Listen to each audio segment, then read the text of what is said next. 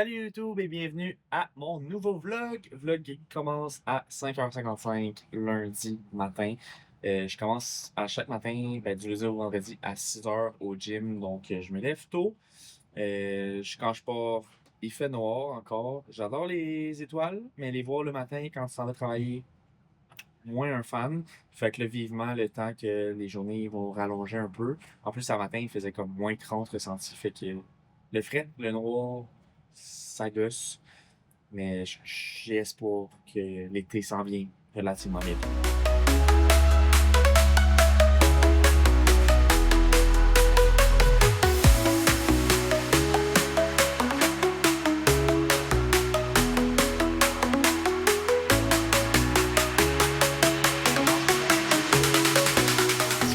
Et si c'est toi, probablement que inconsciemment, tu te dis que t'as pas besoin d'en faire tant que ça parce que oups! Moi, ce que je te conseille, c'est d'avoir un gros objectif difficile.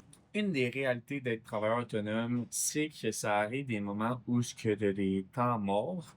Puis évidemment, pendant ces temps morts-là, t'es pas payé. Fait que tu fais des tâches qui te ramènent pas nécessairement d'argent sur le présent, mais qui peuvent te bénéficier dans le futur. Tu as plein de tâches que tu dois faire. Tu as tout le temps quelque chose à faire, OK? Mais dans les tâches que tu fais, tu n'as pas souvent la satisfaction de pouvoir cocher cette tâche-là dans ta to-do list. Parce que c'est des affaires qui vont, tu sais, qu'il faut que tu travailles dessus en continu, tu sais, qui sont jamais vraiment finalisées. Fait que tu fais juste comme travailler sur le projet tout le temps, longtemps, pendant plusieurs moments. Par contre, une des choses que j'aime beaucoup faire qui me donne justement cette satisfaction-là, c'est du montage vidéo. Parce que justement, tu sais, ma vidéo est montée, mettons ma vidéo est tournée, juste de la tourner, là, je peux checker ça dans ma liste. Puis après ça, de la monter, je peux aussi cocher ça dans ma liste. Puis la publier, je peux aussi cocher ça dans ma liste. Donc, ça, c'est quelque chose que j'aime faire. J'avais ensuite le suivi de ma cliente Megan. On a parlé de ses potentiels objectifs de powerlifting. Donc, elle aimerait ça faire une compétition cette année. C'est un domaine qui m'est moins familier, fait qu'on va regarder ça ensemble, mais ça fait quand même un certain moment que je la coach, donc elle me fait confiance là-dedans, puis je suis bien content.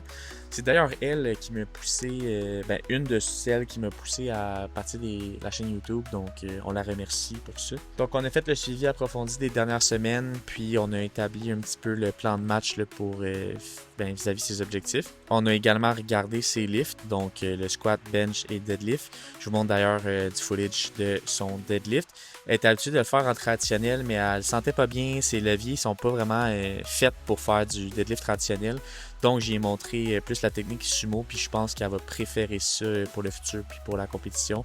Donc, on va travailler sur ce mouvement-là au fil des prochaines semaines.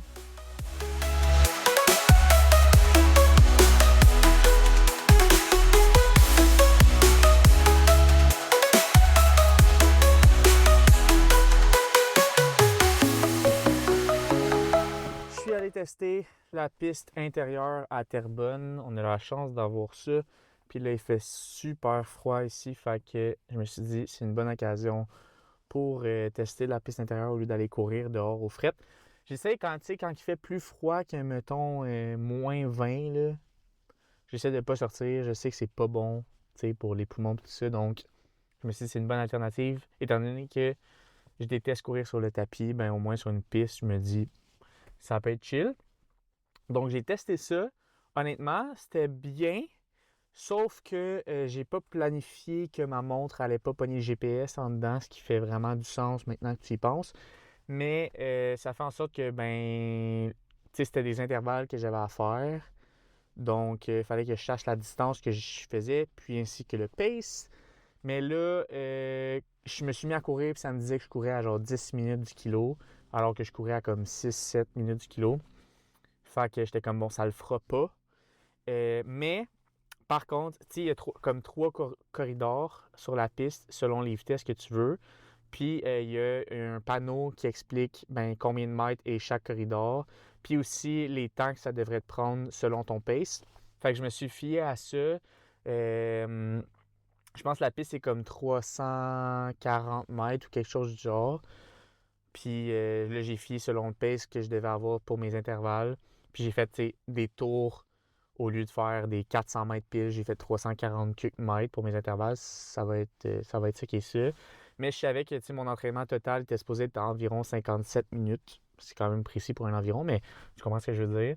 Fait que j'ai couru 57 minutes avec des intervalles, mais est-ce que j'ai fait exactement ce qu'il fallait que je fasse dans mon plan? Sûrement pas. J'ai essayé, il faudrait que je check, parce que je me suis juste pas renseigné comment ça fonctionnait, mettons, une montre Garmin quand tu l'utilises à l'intérieur.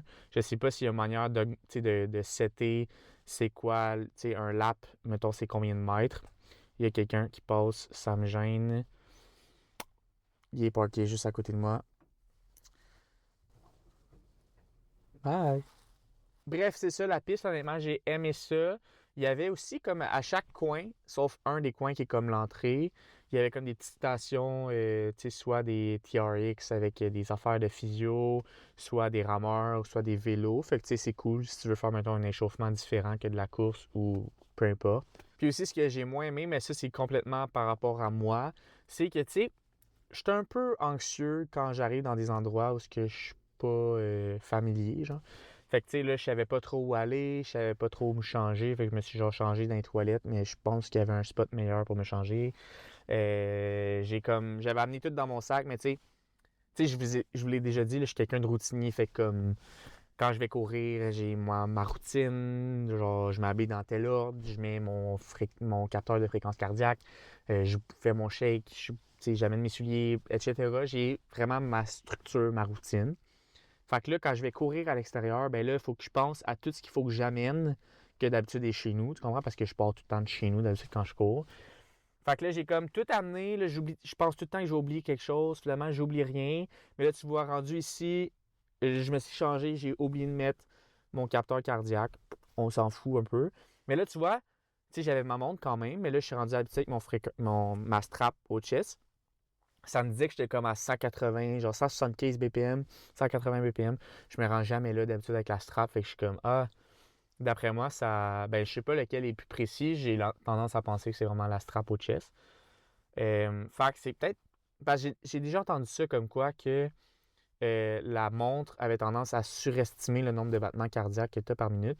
Fait que si, exemple, tu es quelqu'un qui utilise juste sa montre pour tracker tes fréquences cardiaques, puis là, que tu essaies, mettons, d'être en zone 2, puis tu n'es jamais capable parce que ça dit tout le temps que tu es trop haut. C'est pour ça que moi, souvent avec mes clients qui ont juste une montre, je vais comme plus me porter sur le ressenti. Fait que, tu sais, est-ce que tu es capable de respirer par le nez? Est-ce que tu es capable d'avoir une conversation? Est-ce que tu es capable de récupérer rapidement? Puis, tu sais, quand tu arrêtes de courir, c'est pas trop long que tu reprends ton souffle puis tu serais capable de repartir pour une course sensiblement pareille. Je trouve que c'est des meilleurs indicateurs quand que, justement, une montre, ben, on voit que c'est pas tant précis niveau battement cardiaque. Fait que ça, c'est gardé en tête. Est-ce que je vais revenir? Peut-être. Tu sais, honnêtement, j'aime ça courir dehors. Genre, j'aime ça avoir de l'air puis regarder un peu le paysage, même si c'est juste des maisons. Mais c'est sûr que quand il fait fret comme ça, ben c'est pratique d'avoir une piste puis de pas être obligé de courir sur le tapis.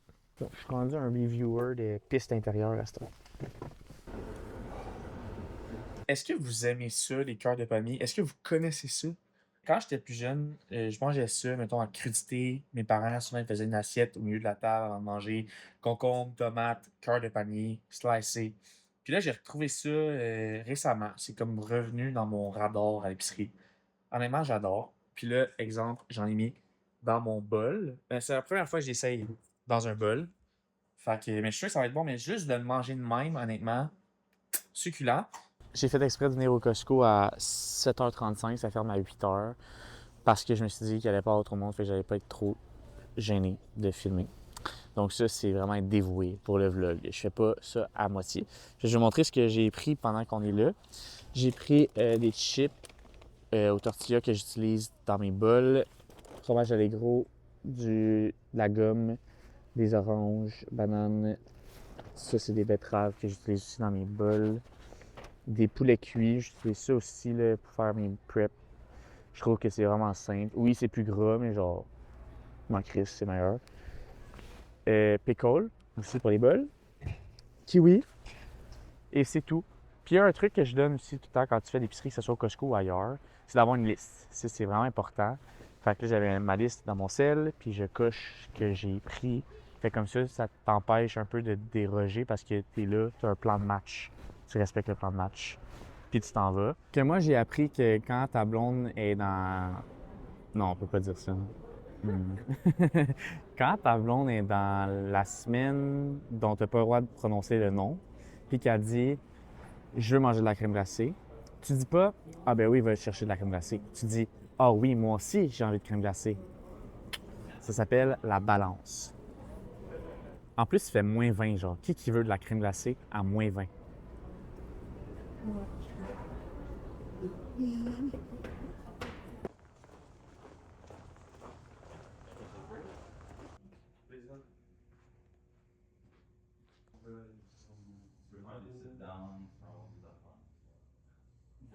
Back Home, honnêtement, c'était vraiment cool. C'était un beau, tu sais, c'était un nouveau studio à cause qu'on a eu des petits fucks d'horreur et tout ça. Fait qu'on a testé ce studio-là, ça a super bien été.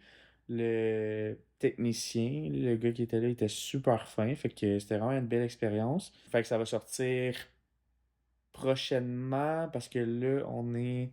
Parce que ça va sonner genre en février, là, quelque chose de genre. Puis aussi, il est arrivé la chose la plus.